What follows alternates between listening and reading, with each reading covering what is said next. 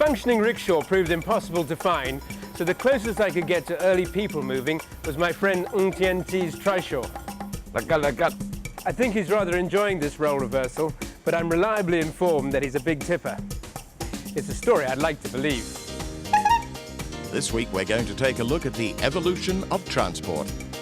Singaporeans of yesteryear got about at a relatively leisurely pace. But today we think nothing of travelling at speeds that would have astonished our ancestors. Although some, like trishaw driver Ng Tien T, still refuse to be hurried. So, Uncle, lama lu menarik beca? 50 tahun. 50 tahun. Dan umur kamu sekarang? Hah? Umur sekarang? 80. 80. Tapi masih kuat, masih sehat. Dan dulu, Papa lu apa bikin? Apa dia penarik beca? Beca. Berapa? So, keluarga lu berapa tahun penarik beca? Di pembiayaan jam sudah angkat sampai sekarang. Jepun. Jepun, ya. 1942 itu jam start angkat. Harga satu beca berapa? Tak tentulah, tengok tu beca cantik kan cantik. Ya. Cantik tinggal 3.000, 4.000. Wah, mahal. Tak cantik tinggal 200, 300 itu macam. Lagi dibikin memang masuk 800 dari. The predecessor of the trishaw, the jinrickshaw, was expensive too, and few operators were fortunate enough to own their own means of making a living. A Japanese invention, it first appeared here in 1880 and was a familiar conveyance for well over half a century before being replaced by the trishaw. But as usual, I'm racing ahead of myself. So let's go back 180 years to a time when Singapore was for the most part jungles, rivers, and swamps. Locals got around on foot or by water, but since it was not uncommon for pedestrians to be polished off by the odd tiger lurking in the forest, boats were preferred. Provided, of course, one kept one's eye open for crocodiles. As it happens, I've eaten the odd crocodile myself, and I can tell you the meat's not bad. But unfortunately, they find us rather tasty too. The young settlement's role as a trading emporium relied on regional and international shipping to fulfill its function. So Singapore's reliance on waterborne transport was firmly established right from the outset. And at Collier Quay, Clifford Pier used to stand in splendid isolation, serving as a major arrival point for both tourists and immigrants who were ferried in from ocean liner.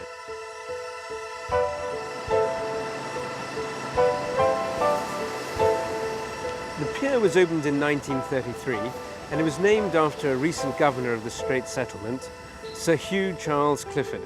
He was a colourful chap who was once described as a man with a great liking for fast cars, physical danger, and attractive women. The pier used to offer a delightful view of the Fullerton building, but after extensions were added, the outlook became a little less appealing. Now this is a really fabulous building with its cathedral-like interior and elegant arched concrete trusses. If this was a cathedral, I'd be standing in the nave right now with the aisles on either side. I particularly like these parabolic side arches. The parabola, not enough of that used in modern architecture today. By the 1970s, aeroplanes had replaced ships as the principal means of getting people around the world. But Clifford Pier is still in use today as a domestic sea terminal, a singular building and one of Singapore's architectural treasures. The Singapore River became the local inland artery of commerce, and there boats loaded and unloaded cargoes to and from the four corners of the world. Even only half a century ago, the river was still jammed with busy bumboats. Times moved on along the Singapore River too, and the bumboats have all departed, except for the odd one taking pleasure trips. Tourists stroll where coolies once toiled, and delicious food smells have replaced the pungent bouquet of noxious odours that was once the Singapore River's trademark.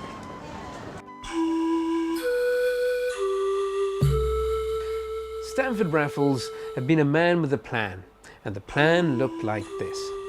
Unlike many towns and cities of the British Empire, Singapore didn't evolve in a random or haphazard fashion, but rather it was carefully conceived. The man with the plan was also a man on the move, and he got the settlement moving by constructing roads and bridges to accommodate forms of transport that generally revolved around wheels and horses, although bullocks were certainly also not uncommon. Bicycles arrived late in the 19th century, but the British felt that riding around in public on such a conveyance was a little beneath their dignity.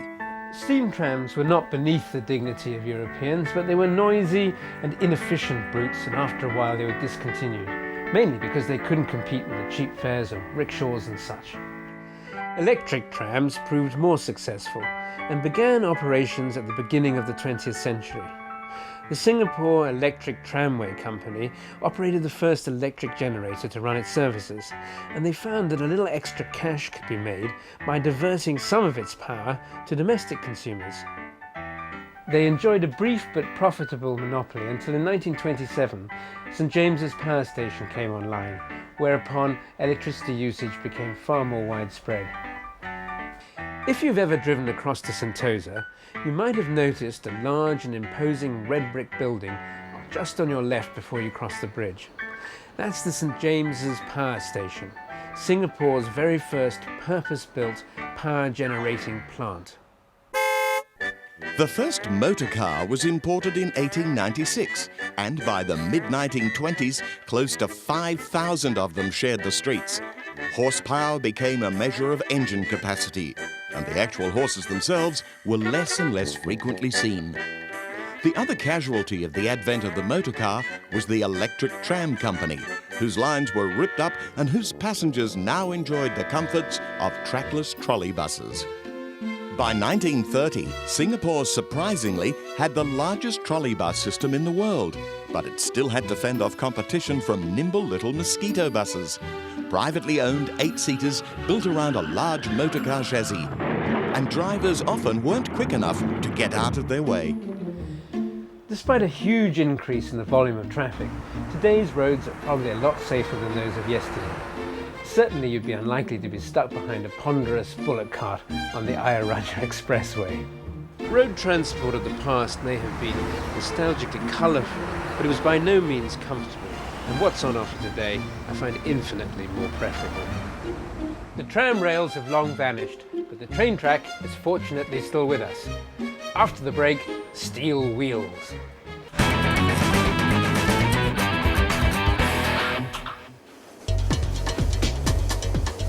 Singapore's rail network is undeniably an engineering masterpiece, and I'm all for progress of this kind. I particularly like the slinky little light railway, which zips about all over the place without a driver. I'm particularly impressed by that little trick they have of making the windows go opaque whenever the train passes a high-rise building. Now, how do they do that? When I think back to the public transport system of my childhood, it was pretty much trishaws and buses belching out diesel fumes. This kind of thing was the stuff of science fiction. Today, it's a reality. Pretty amazing. But let's go back 100 years to Singapore's very first train service. At that time, it too was considered state-of-the-art high technology. It consisted of a single rail line between Tank Road and Woodlands via Bukit Timah, and construction was completed in 1903. Passengers were obliged to take a ferry between Woodlands and Johor Bahru to make the connection with the Malayan hinterland, for the building of the causeway was still 20 years in the future. There's absolutely no evidence of a railhead today, because I suspect the Woodlands checkpoint now stands on the station's approximate location. It was a modest and unassuming building, conveniently situated right on the coast to permit passengers easy access to the ferry. 8 trains today passed up and down a single railway line, which for much of its journey ran parallel with the Bukit Timah Road. Let's just pause a moment here and take a look at where one of those stations used to be located. Now, as far as I can make out, looking at old maps, Newton Railway Station would have been just about here. The railway line following the edge of the canal just before it turned right towards Orchard Road, the platform beneath my feet, and the station building behind. So why don't we hop aboard this ghost train and follow its route down to Orchard Road? Are we all aboard?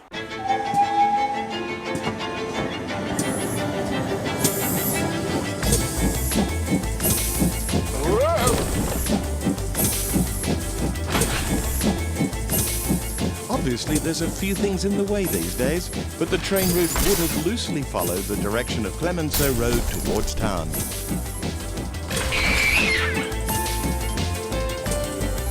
Along behind Emerald Hill now, which must have been a bit smoky and noisy for everyone there 8 times a day. And of course, Centrepoint wasn't in the way at the time.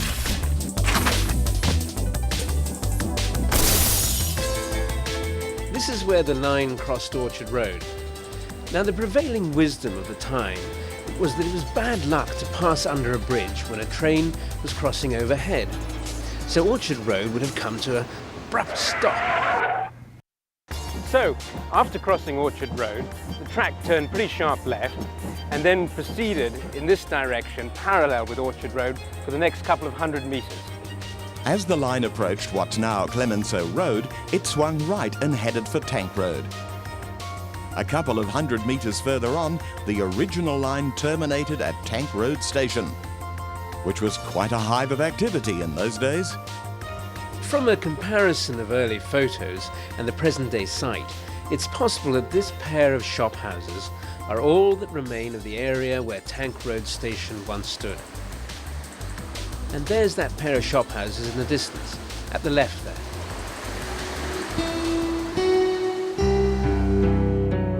More commonly known today as Tanjong Pagar Station, Keppel Station, as it was called then, was built in 1932 to replace Tank Road, and a new route was devised to link up with the old one at Bukit Timah Station. Like many of the world's grand old railway stations, this magnificent building also once housed a hotel for weary travellers. And along its facade are 4 allegorical figures depicting commerce, agriculture, industry, and shipping.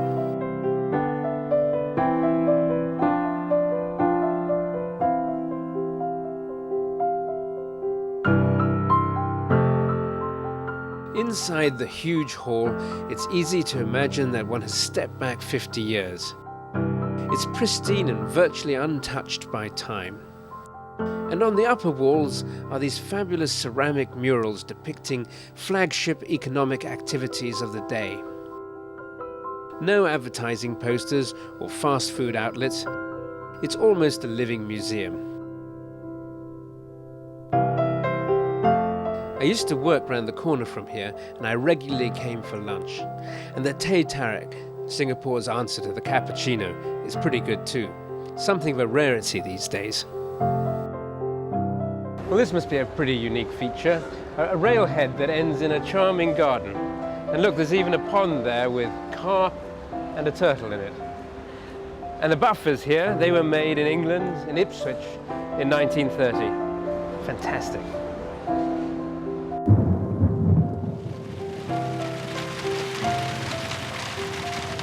Train travel is not as popular as it once was. People want to get places much faster these days, and I'm reliably informed that many have never set foot on a train such as this. For myself, I've had a long and happy relationship with trains that goes right back to my childhood.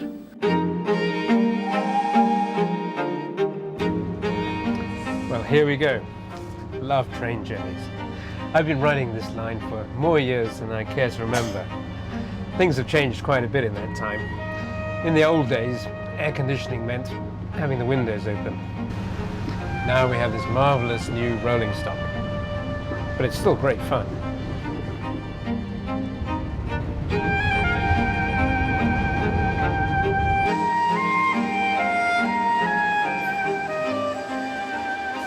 Well, it's a rainy morning and there's a bit of a chill in the air, so I think I'll get a cup of coffee from the buffet car. Now, in the old days, that was a bit of a hairy place, with a huge, fat Chinese fellow stirring up mi goreng in an enormous wok, and the sparks flying out the window. At his feet, he had stacks of tiger beer and a zinc bath covered in ice. It's a little bit different these days. Halo, selamat pagi. Saya mau satu kopi susu. Kopi susu? Ya, tapi saya tambah banyak susu, sedikit saja ya. Dia suka manis, saya minum sini ya. Ya, okay, terima kasih. In the old days, people used to come on at every station and they'd sell whatever they had to sell, and then they'd get off at the next station and take the train down. So you'd have all these itinerant vendors walking up and down saying, curry puff, ice, nasi lemak, nasi lemak. It's quite good fun, actually. But then, of course, there'd be the durian seller, and that really left a pong in his wake. Cheers. For me, a train journey is simply the nicest way to travel, but it appears that this one will be over far too soon, for we have already reached the causeway. I am reliably informed that the train will stop at Johor Bahru to let me off. It's a story I'd like to believe.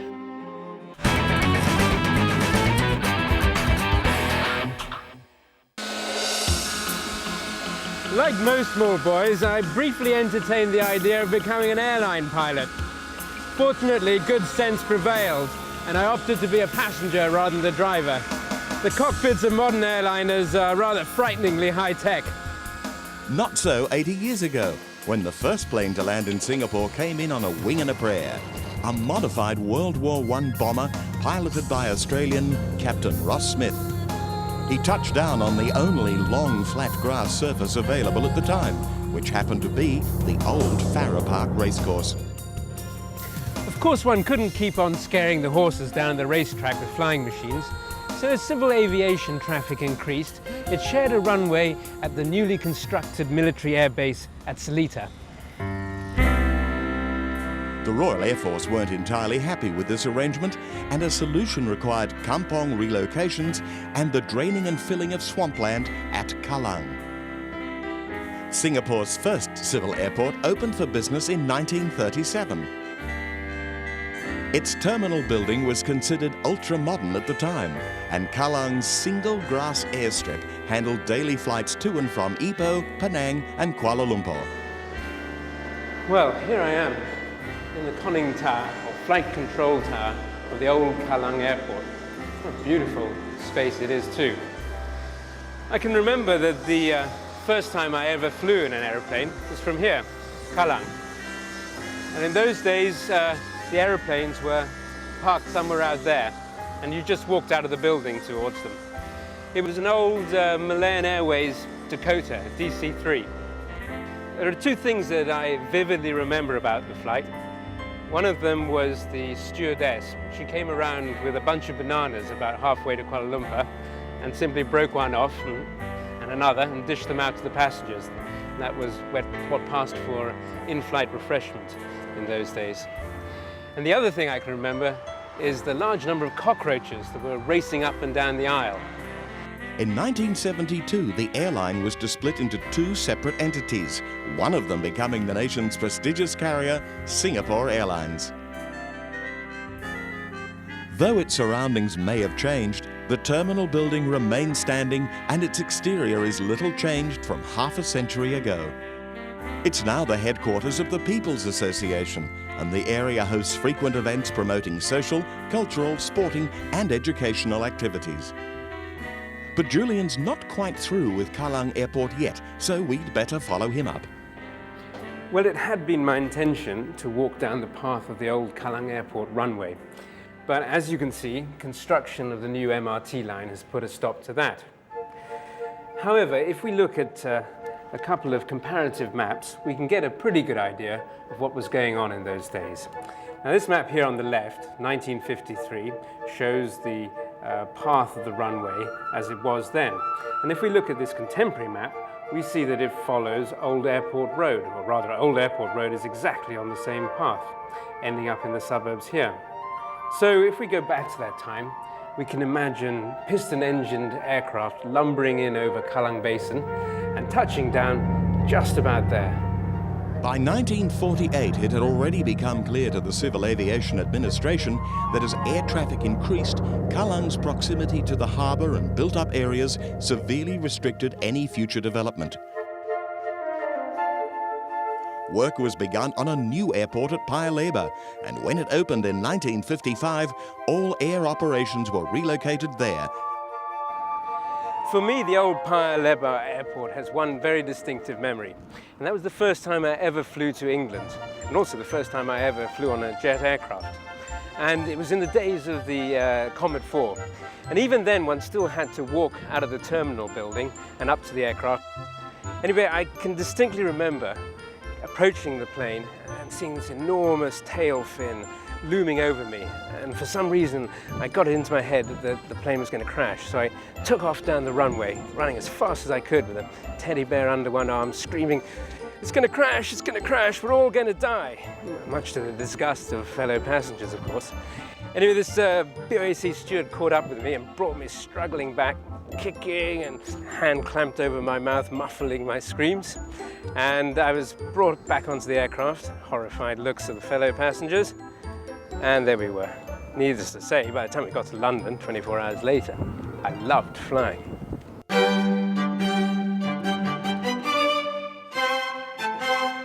The start of the 70s had us crowding the airport, staring in disbelief at the first jumbo jets to arrive. How on earth could something that huge ever get off the ground? Also around the same time, another visitor arrived. It captured the imagination of a generation, not only in Singapore, but around the world. Isn't she magnificent? Singapore Airlines and British Airways operated a joint Concorde service for 4 years, a prestigious but unprofitable enterprise. The last Concorde left Singapore 6 months before Changi Airport opened in 1981.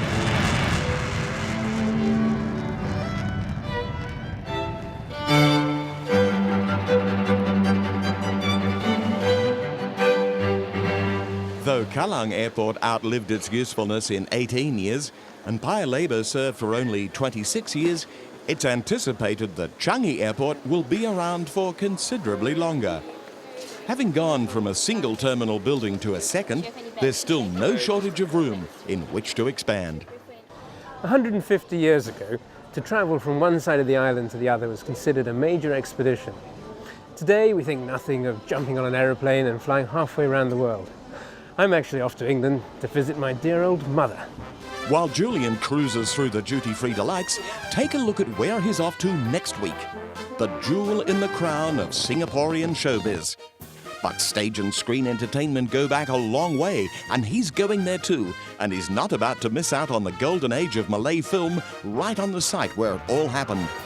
An island keen on stage and screen takes us through the history of entertainment, and it looks like Julian's found some entertainment of his own.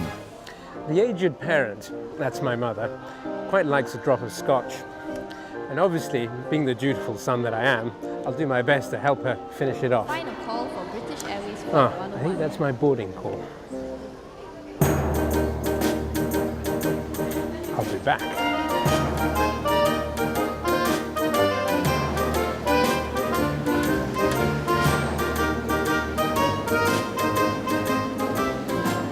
Time's moved on along the Singapore River, and it's company right today, isn't it? Sorry for that.